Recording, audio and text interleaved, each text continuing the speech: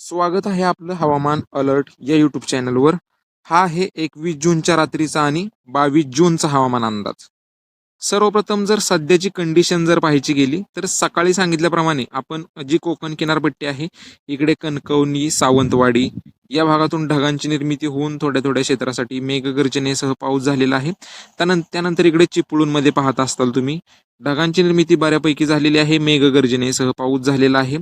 दापोली, त्यानंतर सातारचा पश्चिम भाग, महाड, भोर, लवासा, मुरुड जंजिरा, त्यानंतर पुण्याचा काही भाग असेल, पश्चिमेकडील सासवड भाग असेल, या भागात सुद्धा पावसाच्या नोंदी झालेल्या आहेत. काही वेळानंतर या भागात मेघगर्जनेसह पावसाची शक्यता राहीलच. त्यानंतर इकडे सध्या जो मलठणचा भाग आहे, जो हा भाग आहे सर्व, या भागातून मेघगर्जनेसह पावसाची शक्यता राहील.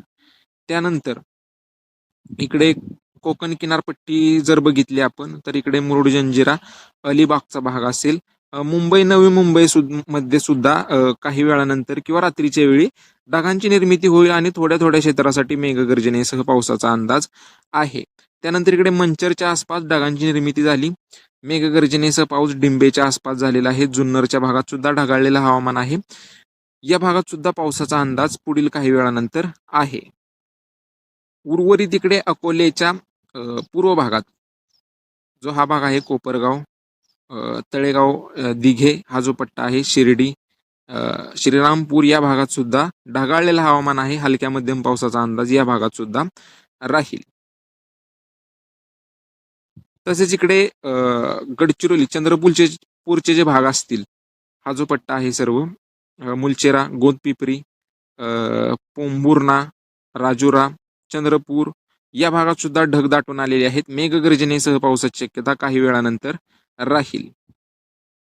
बाकी राज्यात इकडे अमरावती जिल्ह्यात सुद्धा ढगाळलेलं हवामान बऱ्यापैकी झालेलं आहे. आजूबाजूला मेघगर्जनेसह पावसाची शक्यता अमरावती जिल्ह्यात राहील. उर्वरित राज्यात थोडे थोडे ढग निर्माण झाले दुपारनंतर आणि थोड्या थोड्या क्षेत्रासाठी पाऊस झालेला असेल. सार्वत्रिक पाऊस नाही हा, मान्सून पूर्व पाऊस सक्रिय आहे सध्या. अंदाज आहे आज रात्रीसाठी. उद्या काय परिस्थिती राहील? 22 जूनला उद्या पावसाची तीव्रता, इंटेन्सिव्हिटी जास्त राहण्याचा अंदाज आहे.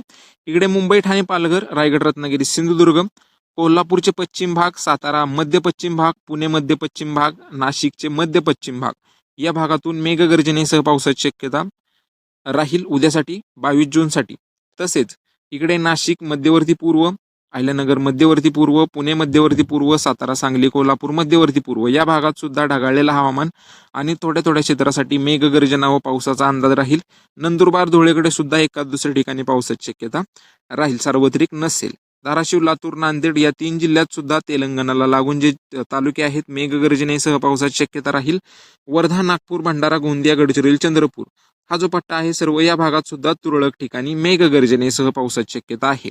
आता राहिलेले जे जिल्हे आहेत, इकडे सोलापूर, बीड, जालना, छत्रपती संभाजीनगर, जळगाव, बुलढाणा, अकोला, अमरावती, वाशिम, हिंगोली, यवतमाळ, परभणी हा जो सर्व पट्टा आहे, स्थानिक ढग निर्मितीवर या जिल्ह्यातून पावसाचा अंदाज राहील.